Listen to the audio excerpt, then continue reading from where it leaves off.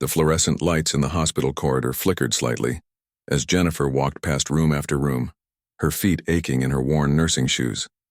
It was already 7 in the evening, and her 12-hour shift had technically ended, but she still had paperwork to finish. 3 months of working double shifts had taken its toll, but she couldn't afford to cut back. Not with 2 kids at home depending on her, not with rent due next week, and certainly not with her car making that strange rattling noise she'd been ignoring, because the mechanic's bill would have to wait. She'd been a nurse at Mercy General Hospital for 6 years now. Long enough to know which doctors were grumpy before their morning coffee, which patients needed extra attention, and which families would camp out in the waiting room all night. But lately everything felt heavier. The bills piled up faster than her paychecks could cover them. Her son needed new shoes. Her daughter's glasses were held together with tape. And Jennifer? She couldn't remember the last time she'd bought herself something that wasn't strictly necessary. As she passed by room 304, something made her pause. Through the half-open door, she could see an elderly man sitting in the chair by the window. He wasn't watching television. He wasn't reading. He was just sitting there, staring out at the parking lot below as the evening light faded. There was something about the way he sat, so perfectly still, that caught her attention. It wasn't the stillness of someone resting. It was the stillness of someone who had nowhere to be and no one waiting for them. Jennifer had seen him admitted 3 days ago. Pneumonia, the chart had said. His name was Mr. Caldwell, 78 years old. She'd checked his vitals that morning during her rounds, asked the standard questions about pain levels and breathing, made sure his IV was running properly. He'd answered politely, thanked her quietly, and that had been that. Nothing unusual. Just another elderly patient in a hospital full of them. But now something tugged at her heart. Maybe it was because she'd been working this floor long enough to notice patterns. Most patients had visitors. Daughters who rushed in after work with flowers. Sons who showed up on lunch breaks looking worried. Grandchildren who brought drawings and balloons. For 3 days, Mr. Caldwell's room had remained silent. No flowers on the windowsill. No get-well cards taped to the wall. No concerned family members stopping nurses in the hallway to ask questions. She glanced at her watch. She should really finish that paperwork and get home. Her kids were with Mrs. Chen next door, and she'd already imposed on her neighbor's kindness too many times this month. But her feet carried her to the door of room 304 anyway. She knocked gently, even though the door was already open. The old man turned his head slowly. His face was thin, with deep lines etched around his eyes and mouth. But it was his eyes that struck her. They weren't just tired or sick. They were profoundly sad in a way that had nothing to do with pneumonia. "Mr. Caldwell, I'm Jennifer, one of the nurses on this floor. I noticed you haven't touched your dinner." She gestured to the covered tray on his bedside table, still sealed and untouched. He glanced at the tray and then back at her. "I'm not very hungry," he said softly. His voice was rough, probably from the chest infection, but there was something gentle about it too. Jennifer knew she should just note his refusal to eat in the chart and move on. That's what the job required. But instead, she found herself stepping into the room. "Mind if I sit for a minute? I've been on my feet all day." Something flickered across his face. Surprise, maybe. Or was it relief? He gestured toward the other chair. "Please." She sat down with a sigh that was only partly exaggerated. Her feet really did hurt. For a moment, neither of them spoke. The silence wasn't awkward exactly, but it was heavy with things unsaid. Jennifer watched him looking out the window again at the nearly empty parking lot. "It's a nice view," she said, even though it wasn't really. Just cars and concrete and the tops of a few trees. Mr. Caldwell made a soft sound that might have been agreement. Then quietly he said, "My wife used to love watching the evening sky. She'd say that the best part of any day was those few minutes when the light changed from day to night." Jennifer noticed he'd said, "used to," past tense. "That sounds beautiful," she said gently. He nodded slowly. "Eleanor." That was her name. She passed away 2 years ago. Breast cancer. She fought it for 3 years, but... He trailed off, still staring out the window. "I'm so sorry," Jennifer said, and she meant it. She'd heard countless stories from patients over the years, but something about the way he said his wife's name, with such tenderness even after 2 years, made her chest tighten. "Do you have family coming to visit?" she asked, though she already knew the answer. He shook his head. We never had children. We tried, but it wasn't meant to be. We were enough for each other, Eleanor and I. For 53 years, we were enough.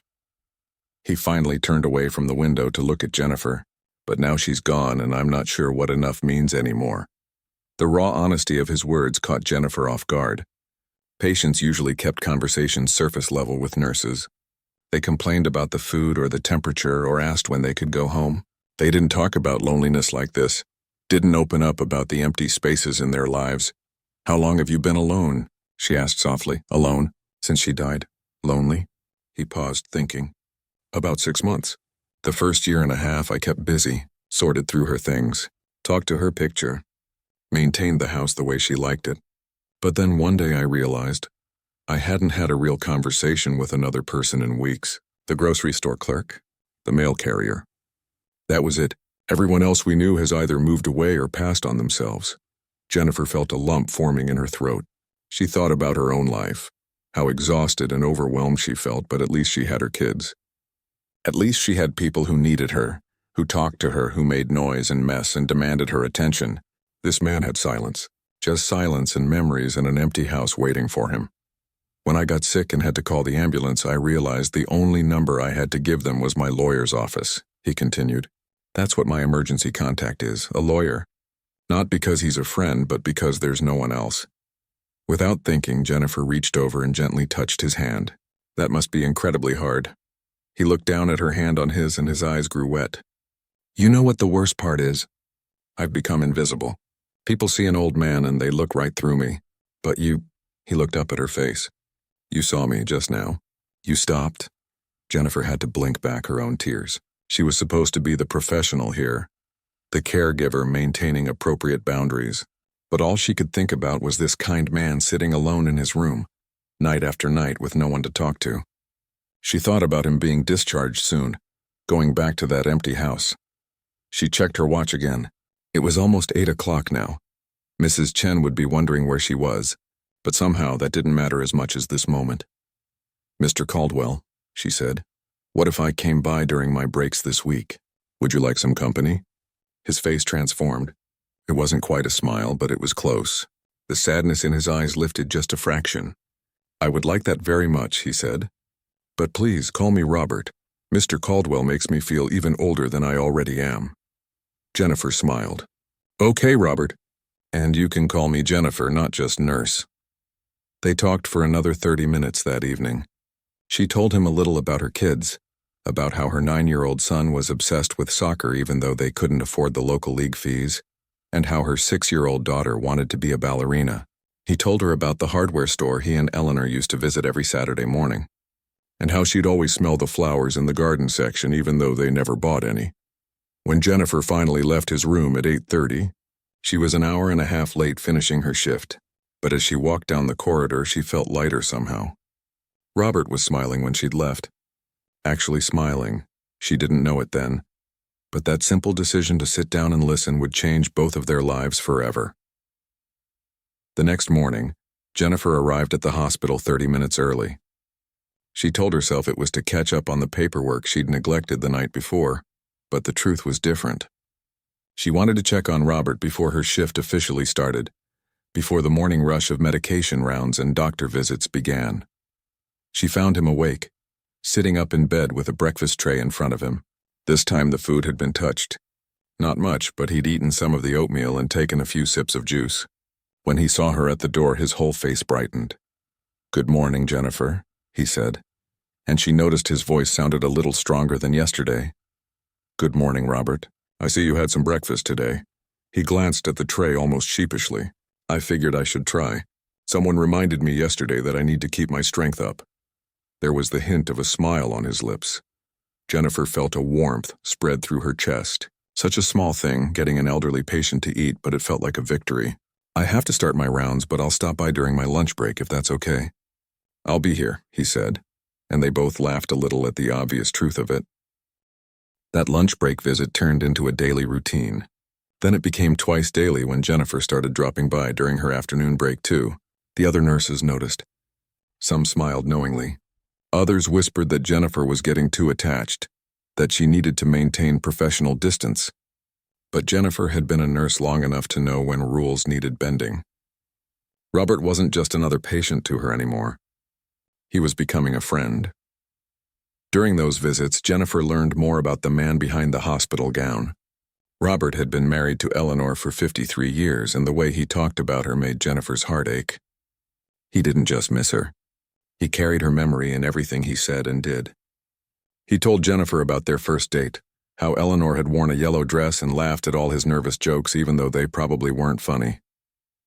He described their tiny first apartment where they'd lived on love and very little else.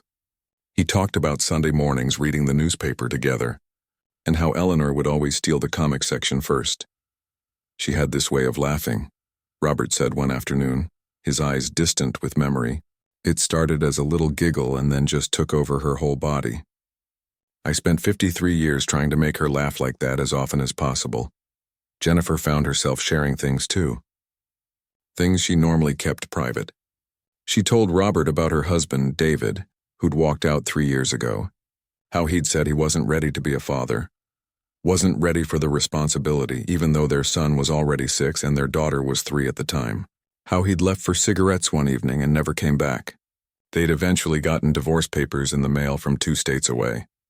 Some people don't deserve the good things they have, Robert said quietly when she finished, and some people like you deserve so much more than what they've been given. Those words stayed with Jennifer for days.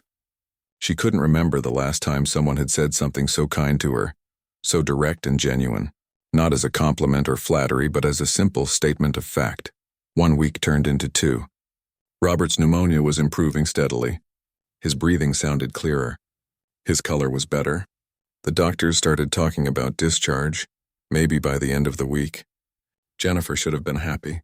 A patient recovering was always good news, but instead she felt a strange sense of dread. "What will you do when you go home?" she asked him during one of their afternoon chats. Robert's expression grew somber. He was quiet for a long moment, looking down at his hands. "I'll go back to my house. I'll sit in my chair. I'll look at Eleanor's photographs, and I'll be alone again." He looked up at Jennifer, and she saw fear in his eyes, real fear. "I've been dreading it, honestly. Being here, having you visit, hearing other people in the halls, even the noise of the hospital at night, it's been a relief. At least here, I'm not completely alone." Jennifer's heart broke a little. She'd seen this before with elderly patients who had no family. The hospital became their social world, and discharge meant returning to isolation. But knowing it happened didn't make it any easier to witness. That evening, after her shift ended, Jennifer sat in her car in the parking lot for 20 minutes, thinking.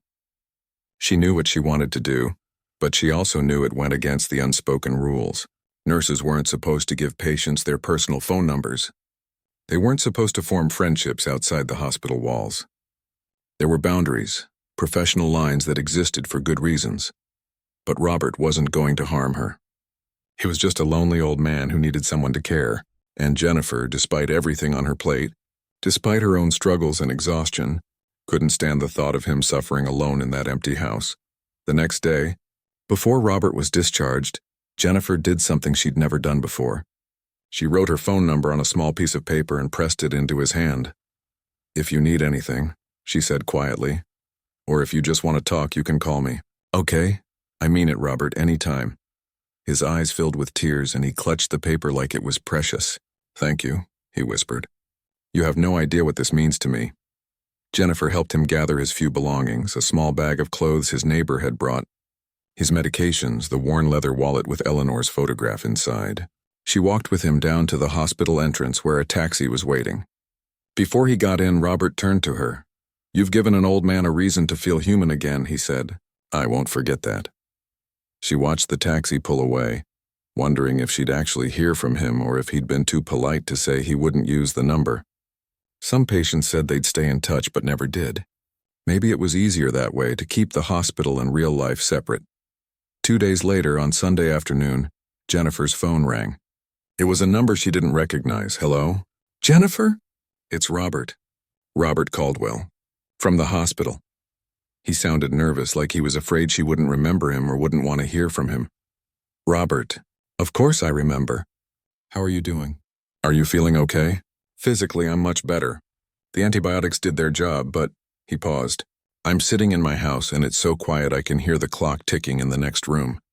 I know you're probably busy with your children, but I was wondering, and please say no if this is too much, but I was wondering if maybe you and your kids might like to come by for lunch sometime. I could make sandwiches or order something. I just thought, well, it's been a long time since this house had children in it. Jennifer was surprised by the invitation and she hesitated. Going to a patient's home was definitely crossing a line. But then she thought about her kids. Her son, Tommy, who'd been stuck inside their small apartment all weekend because she couldn't afford to take him anywhere fun.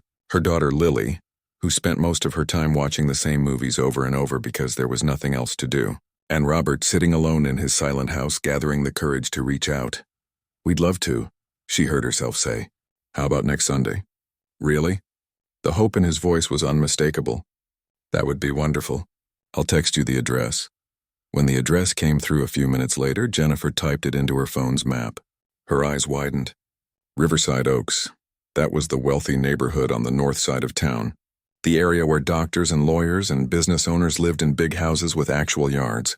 She'd driven through there once or twice, admiring the beautiful homes and perfect gardens, never imagining she'd actually visit one. For a moment, she wondered who Robert really was.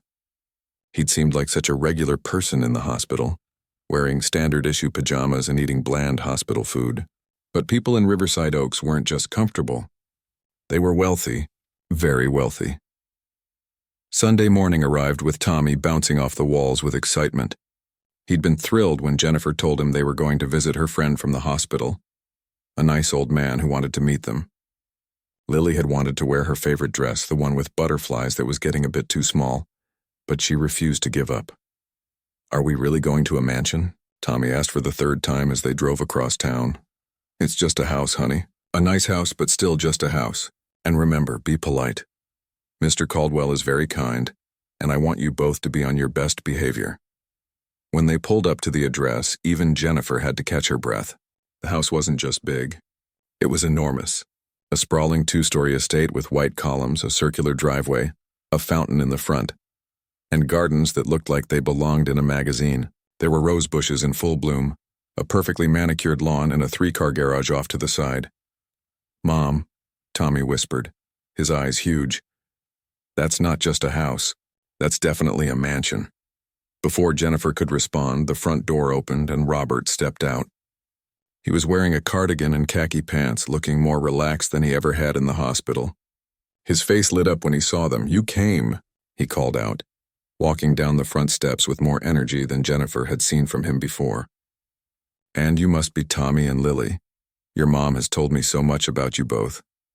Tommy seemed suddenly shy, hiding a bit behind Jennifer. But Lily stepped forward and said, You have a really pretty house, Mr. Caldwell. Robert laughed, a genuine laugh that sounded rusty but real. Well, thank you, Lily. Would you all like to come in? I've made sandwiches and I might have found some cookies and juice boxes that I thought you might enjoy. As they walked toward the house, Jennifer felt both amazed and confused. Who was this man, really? And why had someone with a house like this been so alone? Walking through Robert's front door felt like stepping into a different world. The entryway had marble floors that gleamed under a crystal chandelier.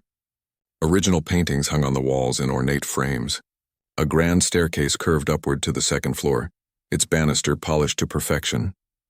But what struck Jennifer most wasn't the obvious wealth. It was how empty it all felt. Beautiful, yes, but hollow somehow, like a museum after closing time. Please make yourselves comfortable, Robert said, leading them through the foyer into a massive living room. The furniture was elegant but looked barely used. Everything was too clean, too perfect, too untouched.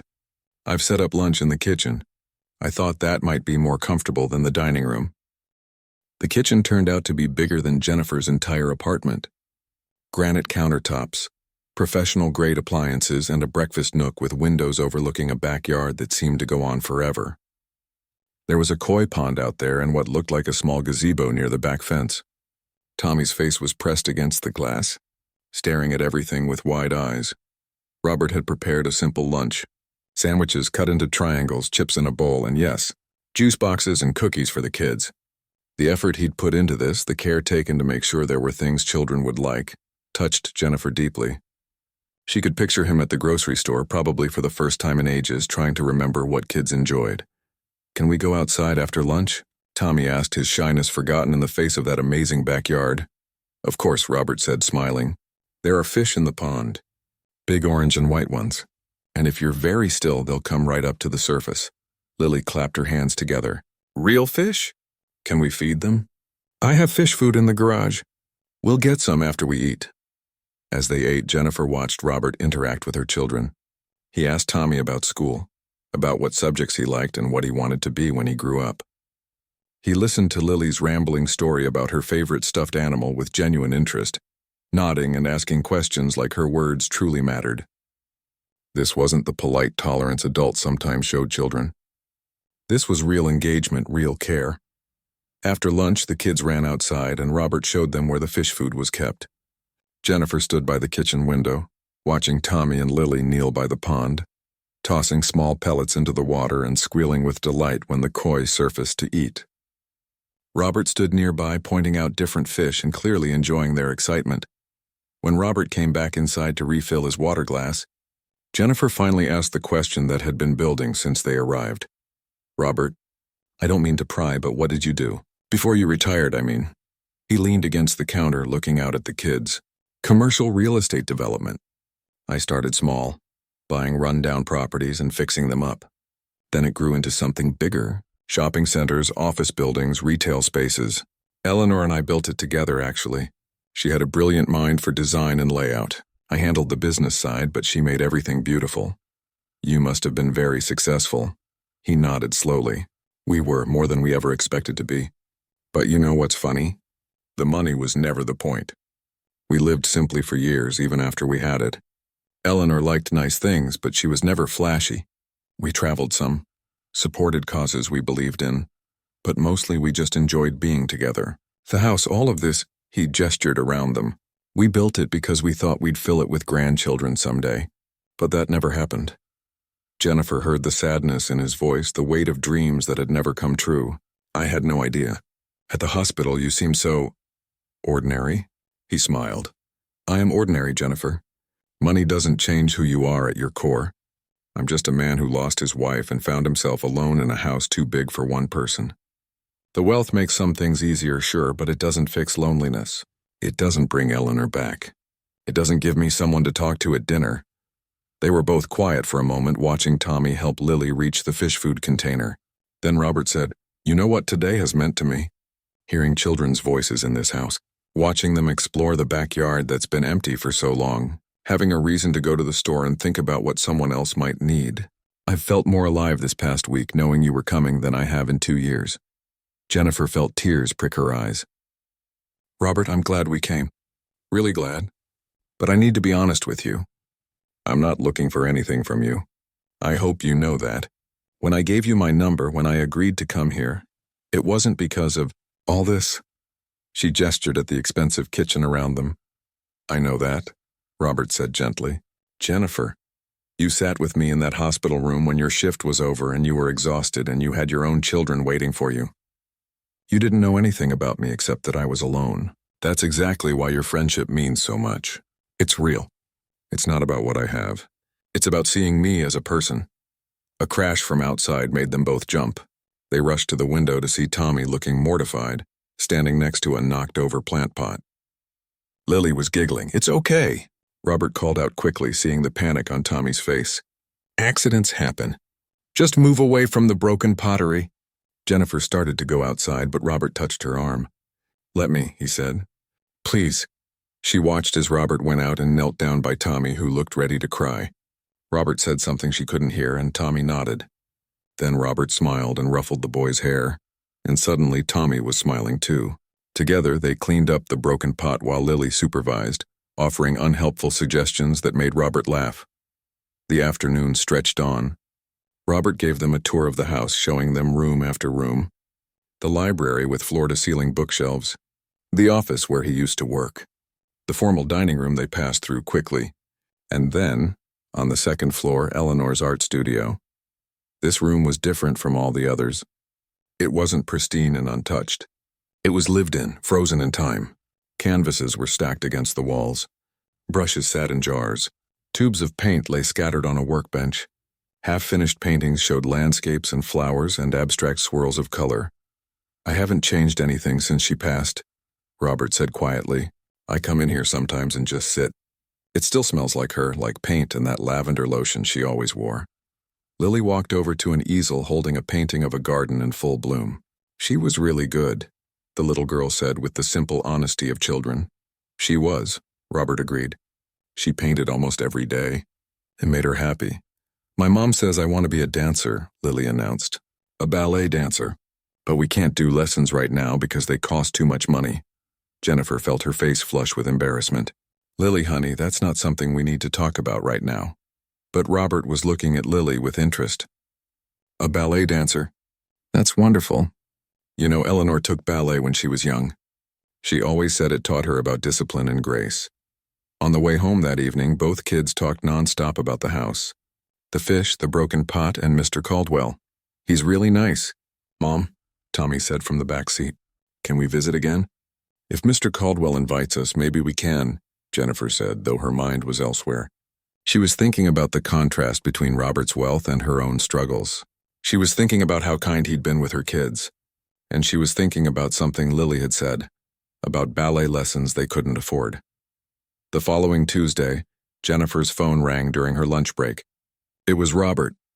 "Jennifer, I hope I'm not bothering you at work," he began, "but I've been thinking about what Lily said, about ballet, and about Tommy, actually. He mentioned wanting to play soccer but not being able to join the league."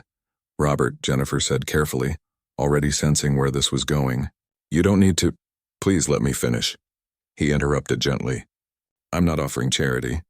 I'm not trying to fix your problems or suggest you can't take care of your own children. But hear me out. What if I could spend time with your kids? Take Tommy to soccer practice, help Lily with lessons, not because you need help, but because I need purpose." Jennifer was quiet, torn between pride and practicality. "Since Eleanor died, I wake up every day with nothing to do," Robert continued. "No one needs me. No one is waiting for me.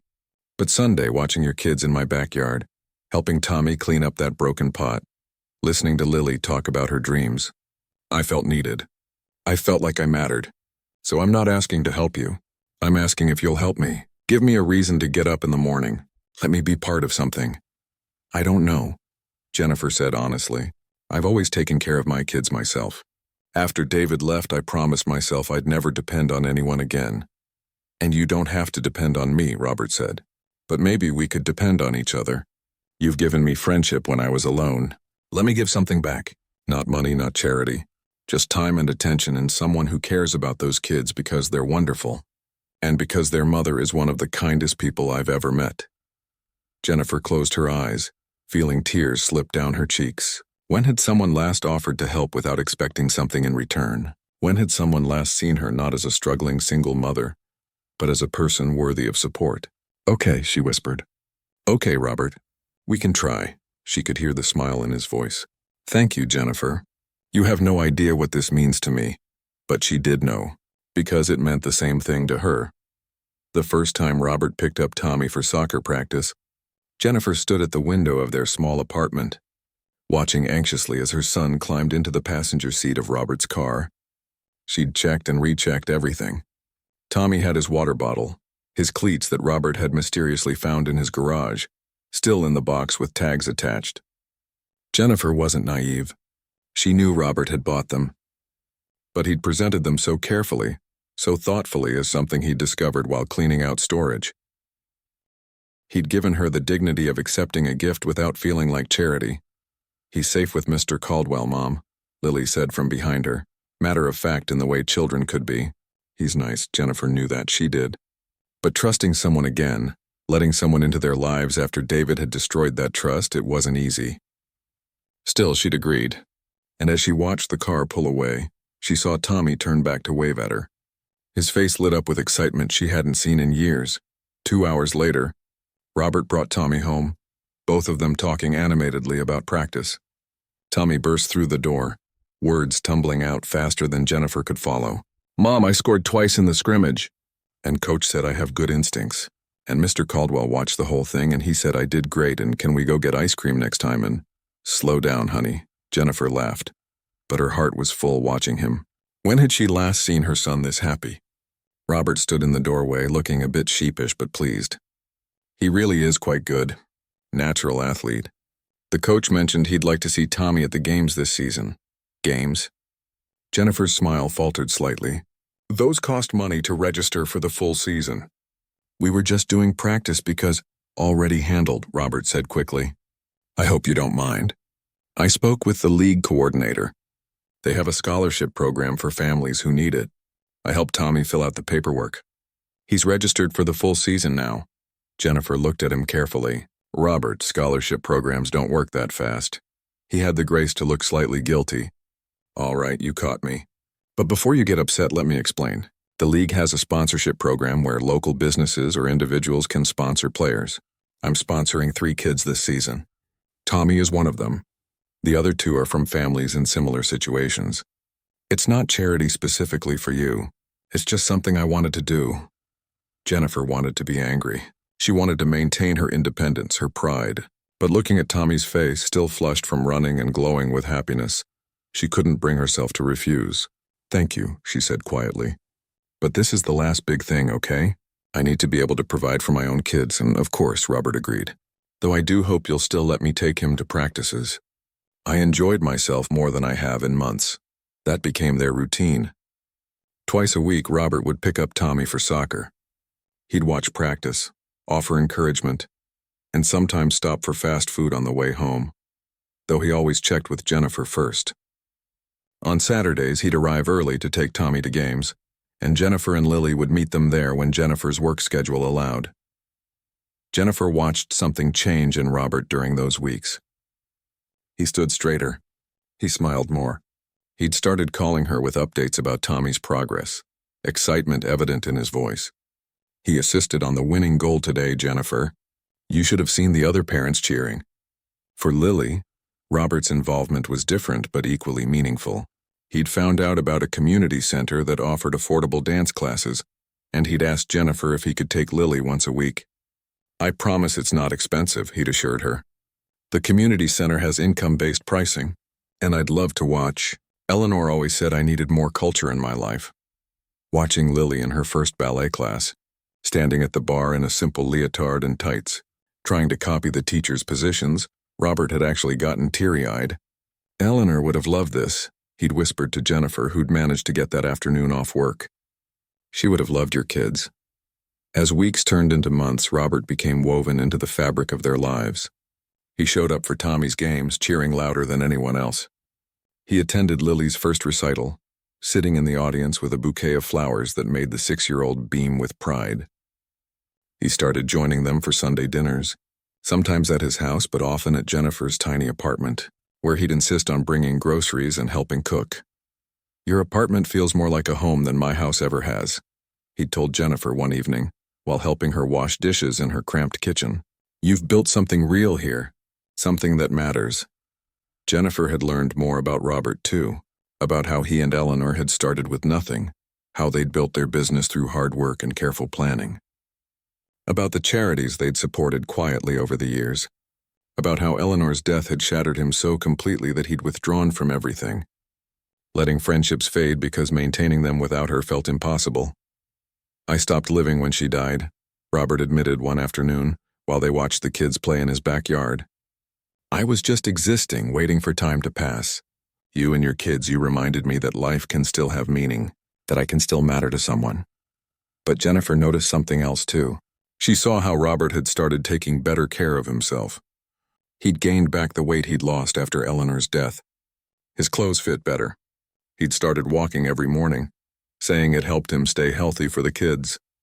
He'd even mentioned reconnecting with an old friend from his business days, someone he'd avoided because talking to people who remembered Eleanor was too painful. One evening, about 4 months into their friendship, Jennifer received a call that changed everything. It was Robert, but his voice sounded wrong, shaky, weak. Jennifer, he said, and she could hear him struggling to breathe. I'm sorry to bother you, but I think something's wrong. My chest feels tight and my arm. Robert, hang up and call 911 right now. Jennifer's nurse training kicked in instantly. Right now, do you understand? I'm calling for an ambulance too. Don't hang up until they get there. She called 911 on her other phone, gave them Robert's address, explained the symptoms. Then she called Mrs. Chen to watch the kids and drove across town faster than she probably should have, her heart pounding the entire way. The ambulance was already there when she arrived, lights flashing in the driveway. Paramedics were loading Robert onto a stretcher. His face was gray and he had an oxygen mask on, but his eyes found Jennifer's as she ran up. "I'm his friend," she told the paramedics. "I'm a nurse at Mercy General." "What happened?" "Likely cardiac event," one of them said. "We're taking him to Mercy. Are you riding with?" Jennifer looked back at her car, thought about her kids at home with Mrs. Chen, thought about all the reasons she should just meet him there, but Robert's hand reached out from the stretcher, and she took it. "I'm riding with," she said firmly. In the ambulance, holding Robert's hand while the paramedics worked, Jennifer realized how much this man had come to mean to her. He wasn't just someone she'd met at the hospital. He wasn't just a friend doing favors for her kids. He was family, real family. The kind you choose, not the kind you're born with. At the hospital, they rushed Robert straight to the cardiac unit. Jennifer paced the waiting room, still in her jeans and t-shirt from dinner at home, her phone clutched in her hand. She called Mrs. Chen, explained what happened, asked if she could keep the kids a bit longer. Then she sat down and waited. 2 hours later, a doctor emerged. "Are you family?" "Yes," Jennifer said without hesitation. "I'm his daughter." The lie came easily because in every way that mattered it was true. The doctor's expression was grave. "He had a significant heart attack. We've stabilized him, but the next 48 hours are critical. He's asked for you. You can see him, but only for a few minutes." Robert looked small in the hospital bed, wires and tubes connecting him to machines that beeped steadily. His eyes were closed, and for a moment Jennifer thought he was asleep. But then he opened them and saw her. "You came," he whispered. "Of course I came," Jennifer said, moving to his bedside and taking his hand. "Where else would I be?" "I need to tell you something," Robert said, his voice weak. "Important. Shh, you can tell me when you're stronger. Right now you need to rest." But Robert shook his head slightly. "My lawyer called him. Everything's arranged.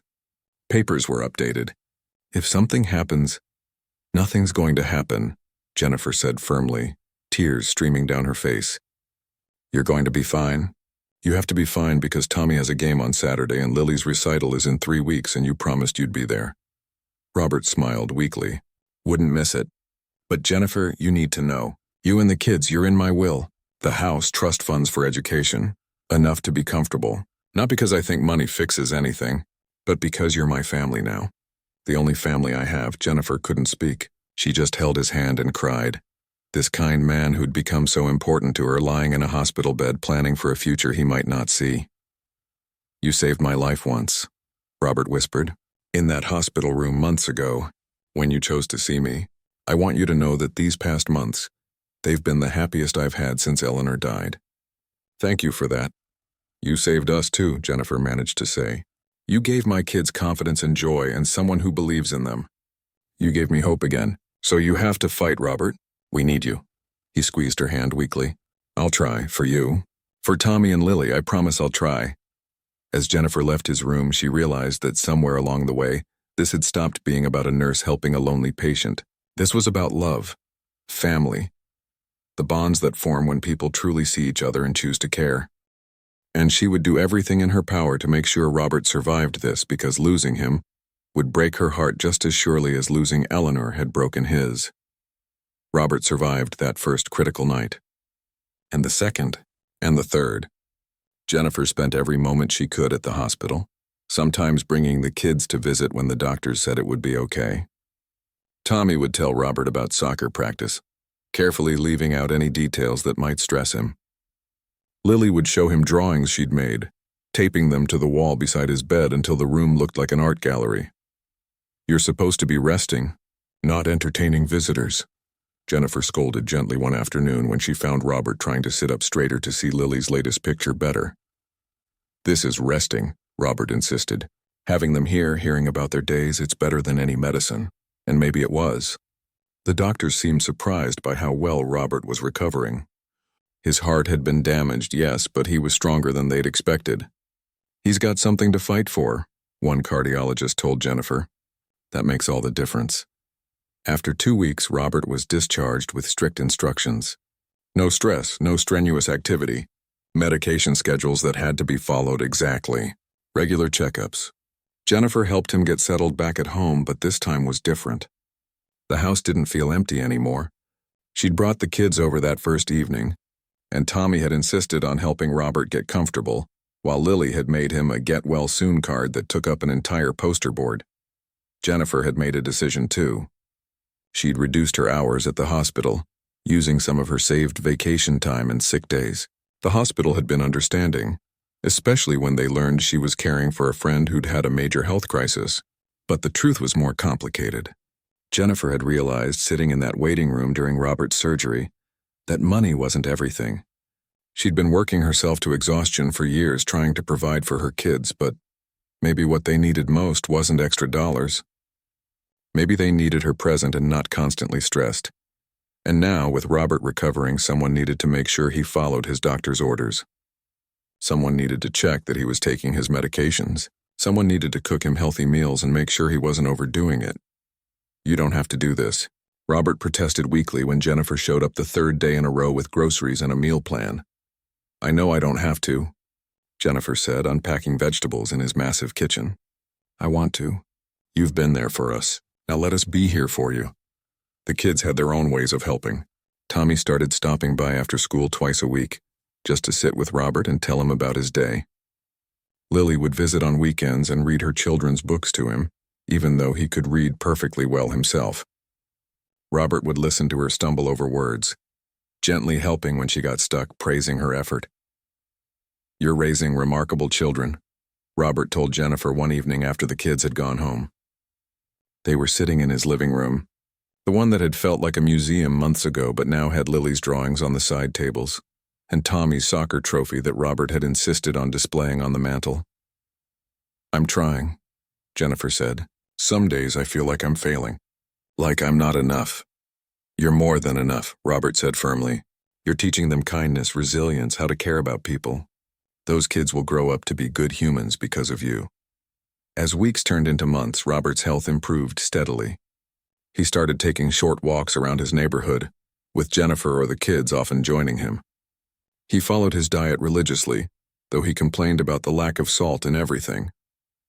He went to every follow-up appointment, and slowly the doctors started giving more positive reports. But something else had changed too. The money that Robert had mentioned, the will he'd updated, it sat between them like an unspoken thing. Jennifer hadn't wanted to bring it up while he was recovering, hadn't wanted him to think that's why she was helping. But one afternoon, about 4 months after his heart attack, Robert brought it up himself. "I need to talk to you about the arrangements I made," he said. "My lawyer keeps calling, wanting to make sure everything is properly documented." Jennifer felt her stomach clench. "Robert, I don't want to talk about that. You're getting better. You're going to be fine." "I am getting better," he agreed. "Thanks to you. But I'm also 78 years old with a damaged heart. We need to be realistic, and I need you to understand why I did what I did." So Jennifer listened as Robert explained. The house would be theirs if they wanted it, though there was no pressure to move in. There were trust funds set up for Tommy and Lily's education, enough to cover college and beyond.